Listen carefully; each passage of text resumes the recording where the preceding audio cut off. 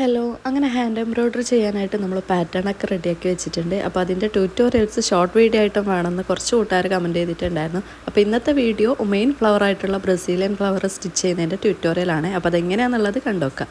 ഈ ഒരു ഫ്ലവർ ചെയ്യാനായിട്ട് ആദ്യം ഒരു സർക്കിൾ വരച്ചു കൊടുക്കുക. അതിൻ്റെ സെൻറ്ററിലായിട്ട് ഇതുപോലെ 2 ലൈൻസും കൂടി ഇട്ട് കൊടുത്തിട്ടുണ്ട്. ആ ലൈൻസിലോട്ട് നമ്മൾ ബുള്ളൻ നോട്ട് സ്റ്റിച്ചാണ് കൊടുക്കുന്നത്. തുടക്കക്കാരായിട്ടുള്ള ആൾക്കാർക്ക് മനസ്സിലാക്കാനുള്ള എളുപ്പത്തിന് വേണ്ടിയിട്ടാണ് ഇതുപോലെ 2 ലൈൻസ് കൊടുത്തിട്ടുള്ളത്. ശേഷം ആ 2 ലൈൻസ് നമുക്കിതുപോലെ ബുള്ളൻ നോട്ട് സ്റ്റിച്ച് ഇട്ടിട്ട് സ്റ്റിച്ച് ചെയ്ത് കൊടുക്കാം. ഇതിന് ശേഷമുള്ള പ്രോസസ്സ് എന്തായാലും ഞാൻ എക്സ്പ്ലെയിൻ ചെയ്യാൻ നിൽക്കുന്നില്ല. കാരണം ഞാൻ എത്ര തന്നെ എക്സ്പ്ലെയിൻ ചെയ്താലും അത് നിങ്ങൾക്ക് മനസ്സിലാക്കാൻ വേണ്ടിയിട്ട് കുറച്ച് ബുദ്ധിമുട്ടായിരിക്കും. എന്തായാലും ഈ ഒരു ഷോർട്ട് വീഡിയോ കണ്ടിട്ട് മനസ്സിലാവാത്തവർക്ക് വേണ്ടിയിട്ട് ഞാൻ ഇതിൻ്റെ ലോങ് വീഡിയോ ഡീറ്റെയിൽഡ് ആയിട്ടുള്ളൊരു വീഡിയോ ചെയ്തിട്ടുണ്ട്.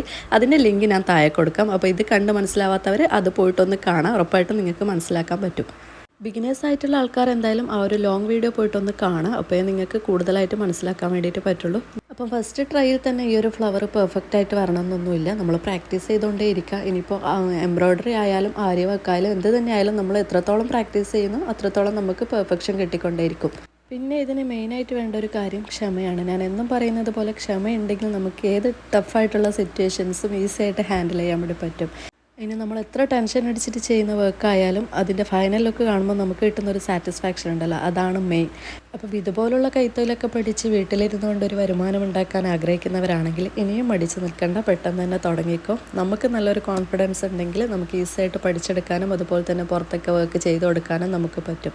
അപ്പോൾ എന്തായാലും ഇതുപോലുള്ള ട്യൂട്ടോറിയൽസിനും നല്ല നല്ല വീഡിയോസിനായിട്ട് എൻ്റെ ചാനൽ ഒന്ന് സബ്സ്ക്രൈബ് ചെയ്തോ. നിങ്ങൾക്ക് എപ്പോഴെങ്കിലും ഉപകാരപ്പെടും. എന്തായാലും ഇതിൻ്റെ ഡീറ്റെയിൽഡ് വീഡിയോ കാണാത്തവരുണ്ടെങ്കിൽ ഒന്ന് പോയി കണ്ട് അതിൻ്റെ ഫൈനൽ ലുക്ക് ഇഷ്ടപ്പെട്ടോ ഇല്ലയോ എന്നുള്ളതൊന്ന് കമൻറ്റ് ചെയ്യണേ.